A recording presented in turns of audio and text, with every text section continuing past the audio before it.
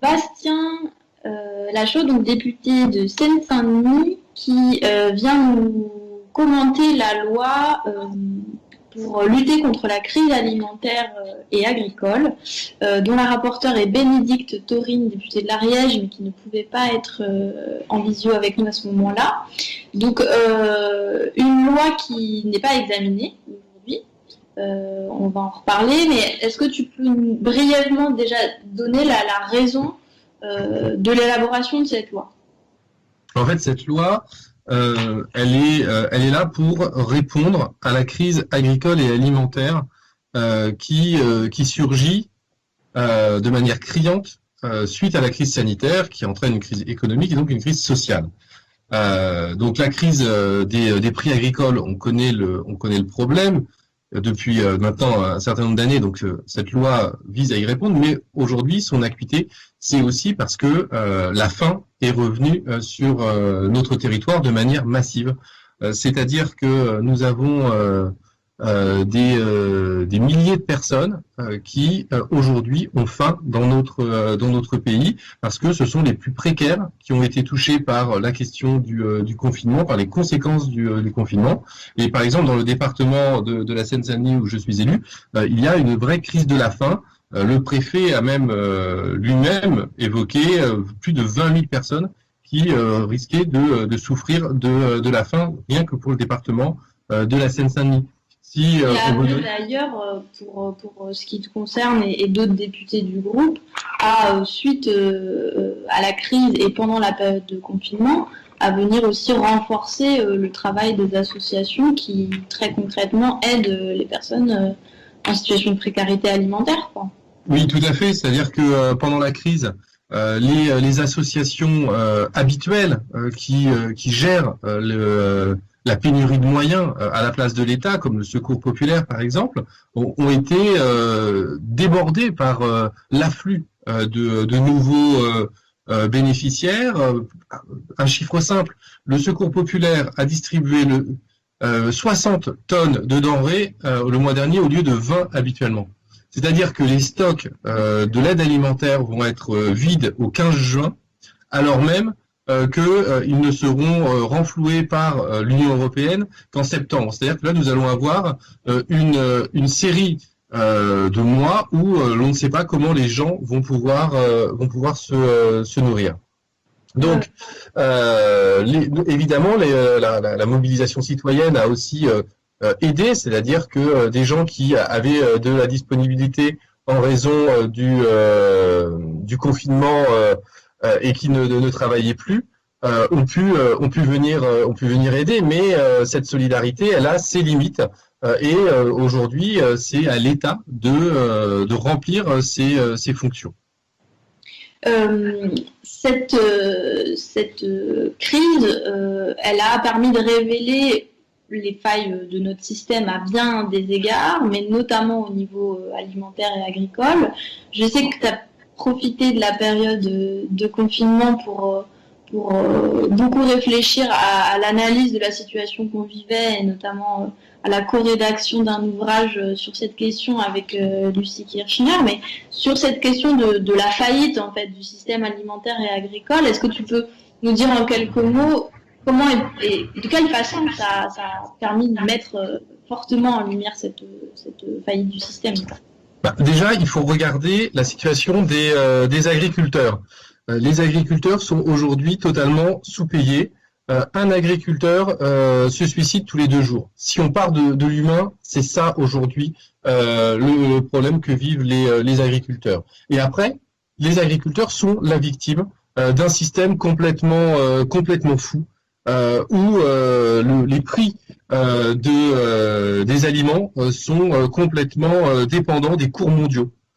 Et ces cours mondiaux, ce n'est pas simplement les besoins des populations qui font varier le prix des aliments, mais ce sont bien des spéculateurs, on pourrait même dire des affameurs qui vont acheter, stocker attendre que le cours remonte pour vendre et donc faire de l'argent sur quelque chose qui est essentiel à la vie, c'est-à-dire la nourriture. C'est pas, ce n'est pas un problème récent. Hein. Déjà Robespierre en 1792 expliquait, je le cite, hein, toute spéculation mercantile que je fais aux dépens de la vie de mon semblable n'est point un trafic, c'est un brigandage et un fratricide.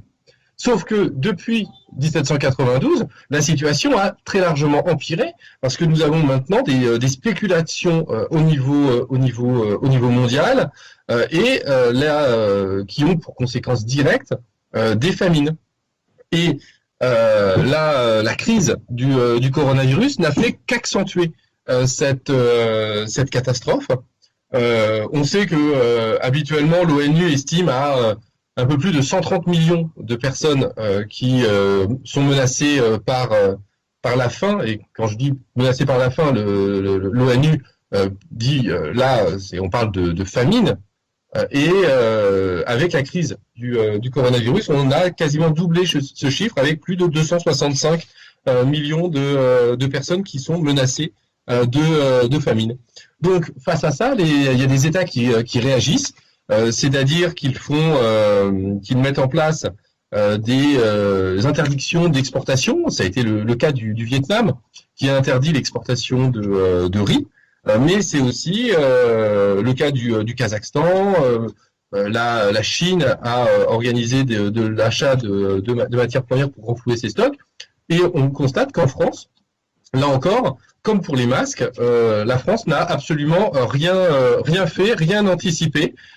Et a laissé le marché gérer les choses, et on a vu la France vendre massivement ses stocks de blé pendant la crise, au risque de faire augmenter les prix, ou au risque, si jamais la crise avait perduré, s'il y avait eu une deuxième, une troisième vague de virus, peut-être des problèmes d'alimentation en France. Donc il y a en fait un vrai problème de souveraineté alimentaire de notre pays. Oui, bien sûr. Question de la souveraineté qui s'est posée sur tous les plans, en fait, pendant cette crise alimentaire, sur le plan sanitaire, etc., mais sur le plan alimentaire et agricole tout particulièrement. Peut-être pour rentrer un petit peu dans le contenu de la proposition de loi qu'on proposait, pour expliquer aux gens déjà pourquoi ils ne la verront pas étudiée dans l'hémicycle, on va en reparler, mais parce que cette loi a subi, comme d'autres, le mauvais sort des macronistes qui en ont détérioré ou très largement changé le contenu. J'imagine que tu y viendras aussi dans la suite de la discussion. Et donc, très concrètement, cette loi, elle proposait plusieurs mécanismes qui combinait un ensemble de mesures qui permettaient de répondre globalement à la crise alimentaire et agricole. Est-ce que tu peux nous les présenter une par une pour expliquer aux gens ce que c'était les mesures très concrètes qui étaient proposées? D'accord. Donc c'était évidemment des mesures d'urgence pour répondre à la crise actuelle. Le premier article de la loi proposait la création de chèques alimentaires pour faire face donc à l'urgence, et c'était un dispositif qui était une sorte de décalque du chèque énergie qui visait à permettre aux gens de pouvoir acheter à manger de manière suffisante pour ne pas risquer la faim. Et ce qu'a fait tu dis proposition d'urgence, je me permets de t'interrompre parce que c'est un dispositif qui est parfois critiqué, le dispositif du chèque alimentaire, notamment pour la question du non-recours qu'on connaît, parce qu'il faut souvent se déplacer pour aller chercher ce chèque, donc déjà être informé, etc. Pourquoi c'est ce dispositif-là qu'on a choisi de mettre dans cette loi particulière? Parce que il fallait répondre à l'urgence. Aujourd'hui, on se retrouve face à des populations qui ont été terriblement frappées par le confinement et la crise du coronavirus. Ce sont les plus précaires qui ont perdu immédiatement leurs ressources, ceux qui vivaient de CDD, ceux qui étaient des intérimaires, ceux qui avaient des temps partiels ceux qui vivaient d'une certaine manière de l'économie informelle. Ce sont les mêmes qui ont vu leurs enfants ne plus pouvoir aller à l'école et donc ne plus pouvoir bénéficier de la cantine scolaire qui permettait à ces enfants d'avoir au moins un repas équilibré par jour. Et donc, on l'a vu avec une explosion de l'aide alimentaire. Donc, ce chèque, c'était la réponse immédiate. Ce n'est pas évidemment la solution pérenne au problème de la faim et au problème alimentaire. La solution pérenne, c'est évidemment de refonder globalement le système agroalimentaire pour bifurquer. On y viendra, ouais. Ouais, on va y revenir plus tard, pour bifurquer vers un modèle biologique et paysan, mais évidemment, c'est également la hausse des salaires et ne plus laisser des gens vivre dans notre pays en dessous du seuil de pauvreté. Donc ça, c'était on va dire le premier étage de la fusée, celle qui permettait de répondre aux besoins aujourd'hui des citoyens qui souffrent de la faim. Et car on ne peut pas faire l'un sans l'autre, il faut aussi répondre aux problèmes que vivent les paysans. Les paysans aujourd'hui sont pressurés par, on l'a vu, les cours mondiaux, mais également sont pressurés par la grande distribution qui les contraint à vendre quasiment à perte pour certains, parce que la grande distribution est le seul débouché, bien souvent, de la production agricole, et donc il y a là un verrouillage complet. Donc les articles 2 et 3 proposaient un encadrement des prix agricoles et alimentaires.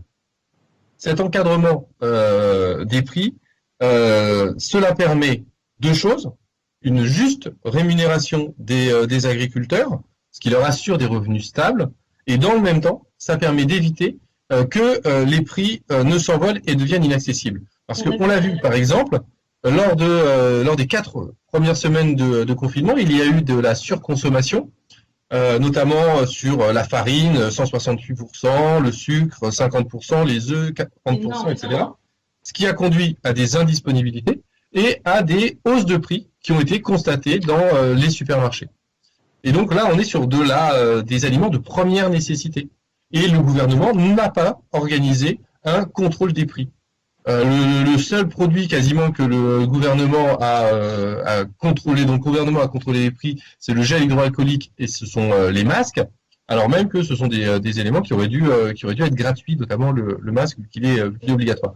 Donc, pour empêcher la spéculation sur des produits de première nécessité, il est impératif de pouvoir encadrer les prix et s'assurer que ce ne soit pas la spéculation mondiale qui nous dicte les tarifs auxquels nous pourrons nous nourrir. Et juste pour préciser, c'était l'encadrement des prix des produits de première nécessité ou de tous les produits alimentaires? C'était des produits c'était des produits agricoles. L'article 3 proposait plus spécifiquement de mettre en place des prix planchers pour les prix agricoles. Ça revient, je l'ai déjà un peu dit, c'est ce qui permet donc de limiter la baisse des prix d'achat aux agriculteurs, notamment menée par la grande distribution, parce que la réalité, c'est que la grande distribution achète de moins en moins cher et vend de plus en plus cher.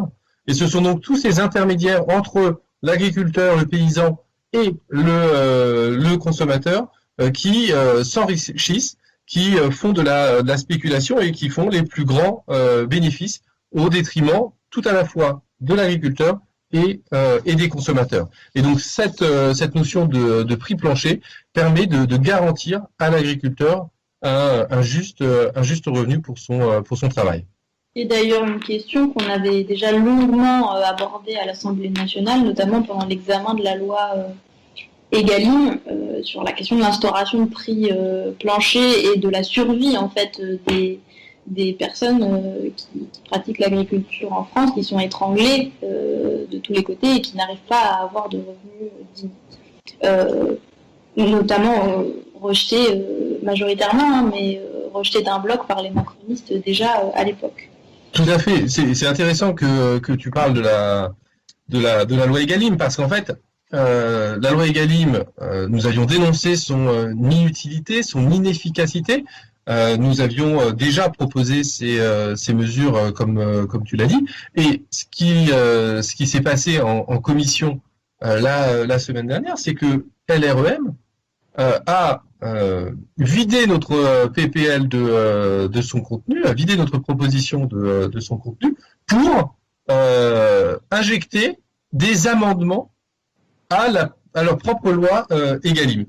C'est-à-dire que d'une certaine manière, ils ont reconnu que leur loi n'était pas la bonne, et ils ont utilisé notre proposition de loi pour la vider de son contenu et de nos propositions, et au contraire rajouter leurs propres amendements à la loi qu'ils avaient fait adopter en 2018. On leur faisait dans les nids des autres, et on fait ça avec notre proposition de loi. Juste pour expliquer aux gens peut-être le mécanisme, comment ça fonctionne à l'Assemblée nationale, parce que c'est peut-être pas évident.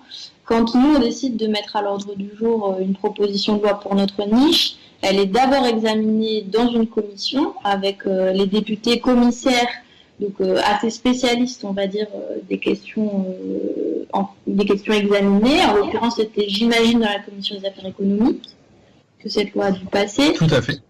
Puisque les questions agricoles y sont traitées habituellement. Et puis, une fois que la proposition de loi a été examinée dans ce petit comité en commission, elle arrive normalement dans l'hémicycle pour avoir la discussion, cette fois-ci en plénière, avec tous les députés, et continuer l'examen et l'intégration d'amendements. Et donc, tu commençais en effet à le dire, nous, on a retiré cette proposition de loi.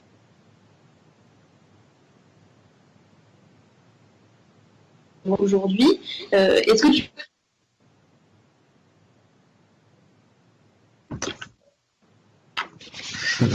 Je crois que je perds la connexion, mais si tu m'entends, moi je peux...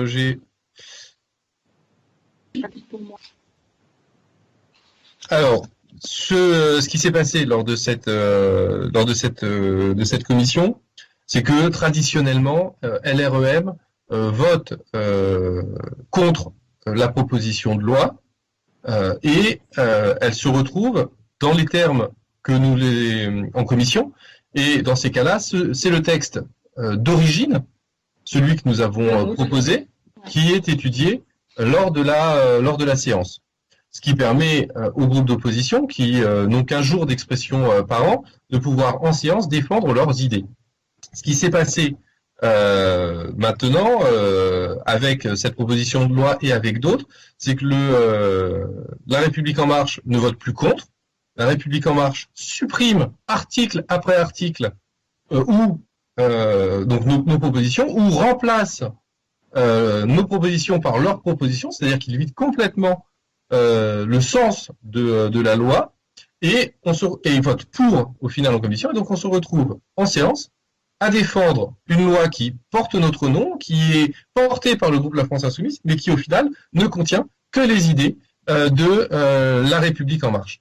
Et c'est donc là, une nouvelle fois, une preuve du déni démocratique dont fait preuve ce mouvement politique, qui ne peut même pas supporter qu'une fois par an, dans l'hémicycle, nous puissions défendre nos propres idées. Ils ne veulent débattre, ils ne veulent discuter que de leurs idées. C'est une négation totale de l'esprit parlementaire, c'est une négation totale de ce qu'est la démocratie. Il n'y a qu'une seule vérité possible pour eux, ce sont leurs idées, et tout le reste ne mérite même pas d'être débattu dans l'hémicycle.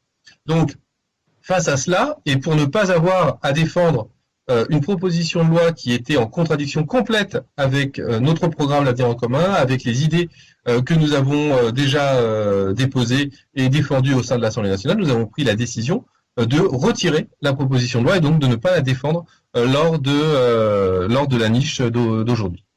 Et précisément, est-ce que tu te souviens de ce qu'ils avaient essayé d'intégrer de leur loi Egalim dans notre proposition ?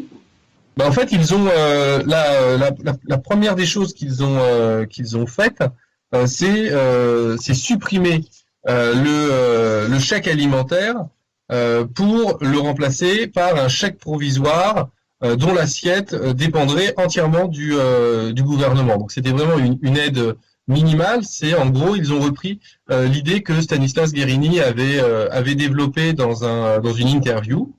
Et on a découvert en début de semaine que même cette aide minimale, que nous jugions totalement insuffisante, eh bien, le président Macron était totalement opposé parce qu'il considérait que c'était encore beaucoup trop d'argent dépensé. Donc les macronistes ont voulu détricoter notre proposition de loi et mettre en avant leur proposition, mais en fait, même leur proposition était encore trop progressiste pour le président. Donc c'était la chose essentielle qu'ils ont fait, et après il s'agissait de modifications, on va dire cosmétiques sur la loi Egalim, notamment sur les comités de discussion des prix de filière par filière qui devaient se réunir. C'était modifier les conditions de la réunion de ces comités de filière qui en fait depuis 2018 ne se sont pas encore réunis, et donc qui montrent bien que on ne peut pas faire confiance aux filières, à la filière pour résoudre les problèmes, et que c'est à la loi de résoudre les problèmes des agriculteurs, et notamment du prix des matières premières agricoles.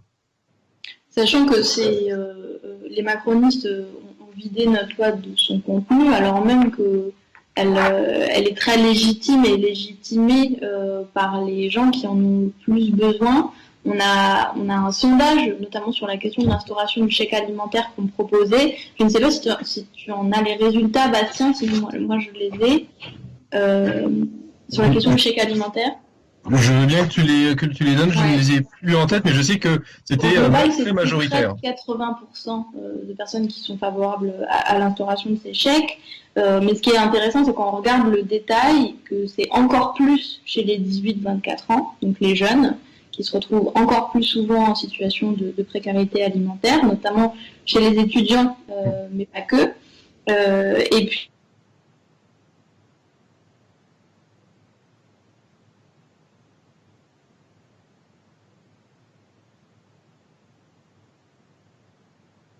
ça semble logique, mais ce qui est grave, c'est que la majorité qui représente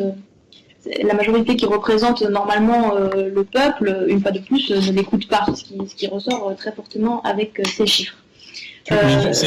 Tu as tout à fait raison, et c'est très intéressant de parler des étudiants. Je suis rendu sur une distribution alimentaire du Secours populaire à Saint-Denis, à l'université Paris 8. Et là où il faisait de l'aide très ponctuelle, on se retrouve à une distribution hebdomadaire où plus de 250 étudiants sont inscrits pour venir chercher un produit alimentaire de première nécessité. Donc on voit bien que la précarité touche aujourd'hui, la précarité et la faim touchent aujourd'hui des populations qui n'étaient pas concernées par cela avant la crise. Et donc aujourd'hui, c'est toute la société qui est frappée par ce fléau. Et en effet, que le fait que la majorité ne soit pas en capacité d'entendre, de voir, de constater sur le terrain, il y a une forme de négation de la majorité. Parce qu'avant de déposer cette loi, moi j'avais fait une question au gouvernement, à la ministre, en lui disant mais attention, Madame la ministre, ça ne va pas, ce n'est pas possible. Aujourd'hui, les associations tirent la sonnette d'alarme et nous disent que les 39 millions que vous avez mis pour nous aider à fournir de l'aide alimentaire, c'est totalement insuffisant. Et la réponse de la ministre était de dire mais nous avons entendu, nous avons résolu le problème, nous avons donné 39 millions. Alors même qu'on leur expliquait que ces 39 millions n'étaient pas suffisants. Il y a donc là une absence de volonté de l'État terrifiante, quand dans le même temps on voit qu'ils sont capables du jour au lendemain de donner, sous forme de prêt certes, mais de donner quand même 5 milliards d'euros à Renault, sans aucune contrepartie sur l'interdiction des fermetures, sur les non-licenciements, et que le lendemain de cette annonce, Renault annonce supprimer 5000 postes en France. Donc on voit bien là qu'il y a un deux poids deux mesures, une déconnexion complète de la République en marche de la réalité de ce que subit notre population, et qui est très très alarmant. Si tu attends juste pour une dernière question. Avec plaisir. parce que pendant tout cet entretien, en creux, ce qu'on décrit, c'est leur système alimentaire et agricole, avec tous ses dysfonctionnements et avec tout ce qu'il a comme implication dramatique pour les gens. Est-ce qu'en quelques mots, tu peux nous dire qu'est-ce que ce serait notre vision de l'agriculture à la France insoumise? Qu'est-ce que ça pourrait être l'agriculture du monde d'après, quoi?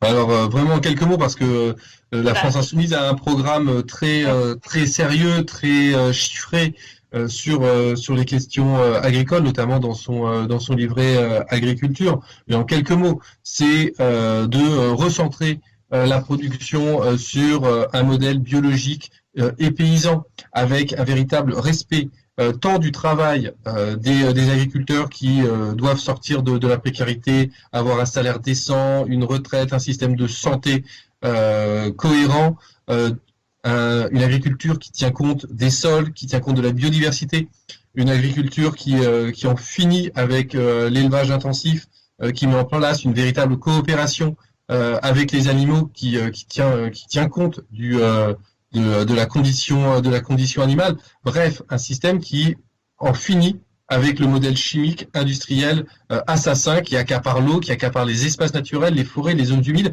bref, qui détruit la nature, qui détruit la santé des habitants avec ces épandages de pesticides. On a même vu des études qui ont expliqué que les épandages pouvaient contribuer fortement tant à la pollution que à la dissémination du virus par le biais des particules fines.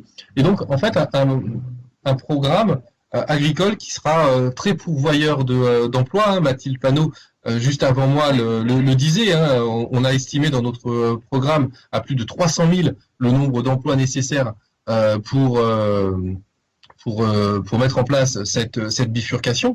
Mais cette bifurcation, elle est aujourd'hui indispensable. Quand on sait que l'élevage, que l'agriculture va produire dans les années qui viennent près de 50% des émissions de gaz à effet de serre, la bifurcation agricole, elle est fondamentale pour notre santé, elle est fondamentale pour la condition animale, elle est fondamentale pour les agriculteurs, elle est fondamentale pour sauver la planète, elle est fondamentale pour sauver l'humanité, car aujourd'hui, sans cette bifurcation, l'agriculture intensive conduit l'humanité à sa perte.